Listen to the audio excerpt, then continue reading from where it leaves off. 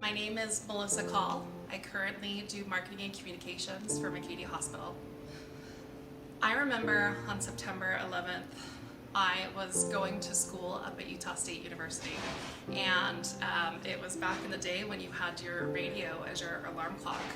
And I remember the story came over the radio, and I looked at my roommate and we said, this is a joke, right? This isn't happening.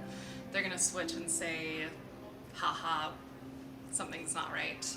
And as we continued to listen to the radio, we realized very quickly that it was not a joke and that it was happening.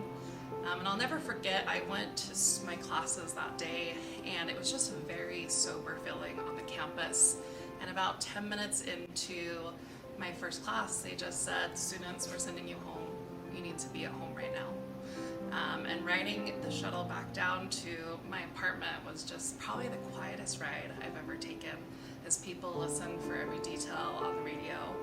And then we went home and turned on the TV and just watched for days is what I remember, watching it all unfold and hearing the different stories and hearing the horrible things that happened that day, and also the really heroic efforts that took place as well.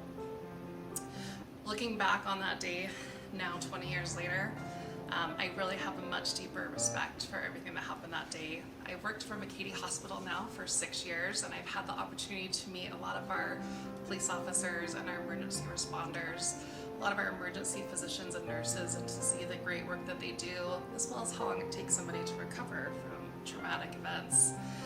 The camaraderie that I see, the family nature, the great love of the community in those groups is always amazed me to watch, and I'm so grateful for their support and the work that happens here in our community